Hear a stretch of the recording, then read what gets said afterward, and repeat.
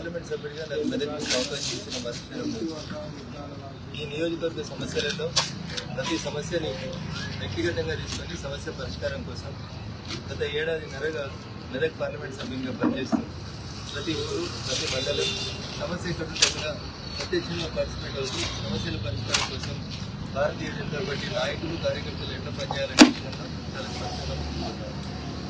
ఉదాహరణకి మనం నిలబడినటువంటి ఈ రోడ్డు విషయం తీసుకుంటే ఈ రోడ్డు ఎన్నికల కంటే కొంతకాలం ముందు నుంచే కనీసం మెయింటెనెన్స్ లేకుండా విలెన్స్కి పెయింట్ లేకుండా రోడ్డు చుట్టూ దిక్కు లేకుండా రోడ్డు మీద ఏడో టర్నింగ్ ఉంది ఏడో రేడియం స్టిక్కర్ ఉంది అనేది కూడా లేకుండా మర్చిపోయి కాంట్రాక్ట్ మెయింటెనెన్స్ వదిలేసి పారిపోయినటువంటి పరిస్థితుల్లో నేను ఎంపీ గెలిచిన తర్వాత మళ్ళీ ప్రత్యేకంగా గడ్కరీ గారిని కలిసి ఈ రోడ్డు మెయింటెనెన్స్ కోసం ఇస్తే ఈ మధ్యలో కొంచెం జాలీలు రోడ్డు వర్క్ అయితే జరుగుతుంది.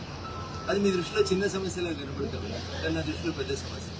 రోడ్డు మీద ఇటుపక్క అటుపక్క డివైడర్ల దగ్గర అంతా ఇసుక పేరుకొని పోవడం వల్ల రాత్రిపూట పోతున్నటువంటి 2 వీలర్ల మీద పడి యాక్సిడెంట్లు అయి చనిపోతా ఉన్నారు.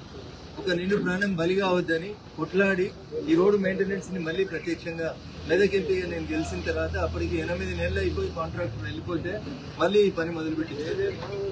అంతేకాదు కొంచెం ముందుకు పోతే ఈ రోడ్డు ఇంకొంచెం ముందుకు పోయి గుమ్మడిదలు దాటి కొంచెం ముందుకు పోయిన తర్వాత నర్సాపూర్ ఏరియాలో కూడా ఫారెస్ట్ డివిజన్లో అష్టవంకరలు తిరిగి రోడ్డు ప్రతిరోజు ఏదో ఒక ప్రమాదానికి కారణభూతం అవుతున్న దాన్ని దృష్టిలో పెట్టుకుని ఈ రోడ్డుని జాతీయ రహదారుల శాఖ మంత్రి గౌరవనీయులు నితిన్ గడ్కరీ గారితో మాట్లాడి ఈ రోడ్డుని ప్రస్తుతం 4 లైన్ రోడ్డుగా మంజూరు చేయించడం జరిగింది. తర్వాత నేనే స్వయంగా వెళ్లి ఫారెస్ట్ అధికారులతో చర్చించి ఆ వంకలన్నీ స్ట్రైట్ చేయకపోతే మళ్లీ యాక్సిడెంట్లు కొనసాగుతాయన్న ఉద్దేశం ఉంది 2 డిపిఆర్లు ప్రస్తుతం కేంద్ర ప్రభుత్వంతో ఒప్పించి చేపిస్తాం. ఒక డిపిఆర్ కొంచెం కాస్ట్లీ అవుతాం.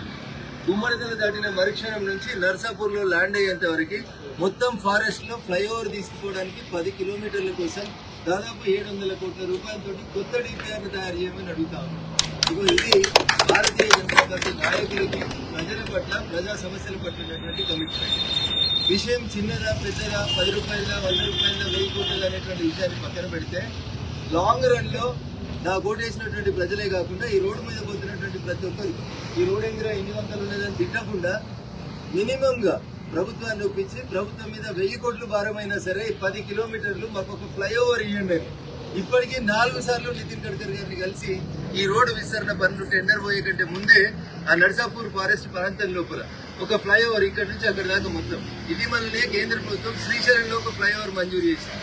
మీరంతా చూసుంటారు శ్రీశైలం ఫారెస్ట్ కూడా మళ్ళీ ఆయన పెద్ద ఫారెస్ట్ బాగా ఇబ్బందులు అవుతుందంటే 55 కిలోమీటర్లు తెలంగాణ నుంచి మొదలుకుంటే ఆంధ్రప్రదేశ్ శ్రీశైలం టెంపుల్ వరకు పిల్లర్ల మీద ఒక రోడ్ వేసేందుకు భారత ప్రభుత్వం ఒప్పుకుంది.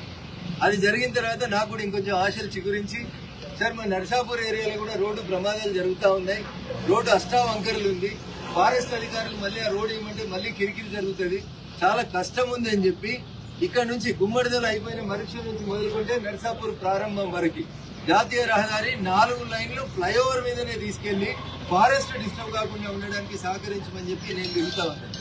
ఇది ఈ ప్రాంతంలో ఉన్నటువంటి పరిశ్రమలకి ఈ ప్రాంతంలో రోజు పనిచేసుకొని పోయేటువంటి కార్మికులకి ఎప్పుడు పోయినా సేఫ్ గా డ్యూటీకి చేరడానికి ఒక ఆలోచన కోసం మేము ఆలోచిస్తా ఉన్నాం. రోడ్లు మేము వేస్తాం, నేషనల్ హైవేస్ మేము వేస్తాం, ప్రతి పని భారత ప్రభుత్వం చేస్తా ఉంది. ఒక్కసారి నేషనల్ హైవే దిగేదని ఒక రోడ్డు తీసుకోవచ్చు. మా మీడియా మిత్రులు కూడా నాకు విజ్ఞప్తి, ప్రభుత్వం వచ్చి 2 సంవత్సరాలు అయింది కాంగ్రెస్ పాలన, ఒక్క రోడ్ అన్నా కనీసం గుంతలు ఊడ్చిరేమో అడుగు. ఇంకా పలుగు పోషమ్మ రోడ్ ఇవ్వమని 10 సార్లు పోయి దరఖాస్తు పెట్టిన నేను ప్రభుత్వానికి. 1000 కోట్లు అవుతున్నాను. నర్సాపూర్ నియోజకవర్గం పటాన్చెరు నియోజకవర్గాన్ని కలిపేందుకు పలుగు పోషమ్మ ప్రాంతంలో ఒక మంచి రోడ్ ఇస్తే 10-12 ఊర్లకి వెళ్ళి పిల్లలు స్కూల్కి పోవడానికి అలకగా అవుతుంది, బస్సులు నడుస్తాయని చెప్పి 10 సార్లు దరఖాస్తు ఇస్తే ఈ రోజు దాకా 10 పైసల పని మొదలు పెట్టలేదు. టెంపరీగా గుంతలు పూడిస్తే బస్సు నడుస్తుందని డిఎంలతో కొట్లాడి మేడ్చల్ డిఎంతో మెదక్ డిఎంతో కొట్లాడి ప్రతి మైన్యూట్ సమస్యను అడ్రస్ చేస్తా ఉన్నాం. అంతేకాదు ఇటీవల కొంతమంది పారిశ్రామికవేత్తలు వచ్చి బొంతపల్లి నుంచి మాకు మంచినీళ్లు లేవు, మిషన్ భగీరథ నీళ్లు లేవని ఇబ్బంది అవుతుందంటే ఆ సమస్యని పరిష్కారం చేయడం కోసం ఇప్పటికి 2 సార్లు జిల్లా కలెక్టర్ గారితో సమావేశాన్ని ఏర్పాటు చేస్తున్నాం. అదే రకంగా ఒక అఫీషియల్ ఒక ఫైర్ ఇంజిన్ కావాలి సార్, ప్రైవేట్ కంపెనీ వాళ్ళకి ఫైర్ ఇంజిన్ ఉందంటే మీ తహసీల్దార్ గారిని అడిగి ఫైర్ ఇంజిన్ కోసం స్థలాన్ని ఏర్పాటు చేయించినాం. త్వరలోనే మీకు ఒక ఫైర్ ఇంజిన్ ని ఈ పారిశ్రామిక వాడికి తీసుకొస్తాం. బహుశా వచ్చే ఎండాకాలం ప్రారంభమయ్యే లోపే ఒక ఫైర్ ఇంజిన్ ఈ ప్రాంతం లోపల ఉంటుంది.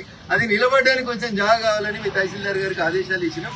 ఇట్లా ప్రతి చిన్న విషయం దగ్గర నుంచి మొదలుకుంటే ప్రజలకు అవసరాలు ఏమున్నాయనే విషయంలో మాకు సర్పంచులు లేకపోవచ్చు, ఎంపీపీ లేకపోవచ్చు, ఎవరూ లేకపోవచ్చు, కానీ మా కార్యకర్తలు నా దృష్టికి తీసుకొచ్చినటువంటి ప్రతి సమస్యని నేరుగా మా కార్యకర్తలే తీసుకొచ్చి అన్న మా ఊర్లో రోడ్డు లేదు, మోరీ లేదనే దగ్గర నుంచి మొదలుకుంటే నేనే ఎంపీటీసీ, నేనే ఎంపీ అనే రీతి లోపల ప్రతి చిన్న సమస్యను అడ్రస్ చేస్తూ వస్తా ఉన్నాను. కాబట్టి భవిష్యత్తులో నాకు తెలిసి స్థానిక సంస్థల్ని కాంగ్రెస్ ప్రభుత్వం జరుపుతుందో జరపదో నాకు తెలియదు, కానీ జరిపితే మాత్రం పనిచేసేటువంటి కార్యకర్తలు, నిజాయితీగా ప్రజల కోసం నిలబడేటువంటి కార్యకర్తలు, ప్రజలకు ఏడ కష్టం ఉంటే ఆడ నిలబడి పనిచేసేటువంటి కార్యకర్తల దళమైనటువంటి కాషాయం జెండాని స్థానిక సంస్థల ఎన్నికలలో కూడా గెలిపిస్తే భవిష్యత్తులో ఈ ప్రాంతాన్ని మరింత డెవలప్ చేయడానికి ఒక అవకాశం ఉంటుంది. కాబట్టి ఒకసారి మాకు అవకాశం ఇవ్వాలని చెప్పి విజ్ఞప్తి చేస్తూ, రాష్ట్ర ప్రభుత్వం బీసీల పేరిట నాటకం ఆడుతుంది.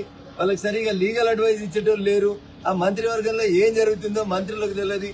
ఒకరి మీద ఒకరు మట్టెత్తి పోసుకోవడం తప్పితే 42% చెల్లుతుందా చెల్లదా అనేది వాళ్ళ అభిషేక్ సింగ్ మళ్ళీ చెప్పాడు.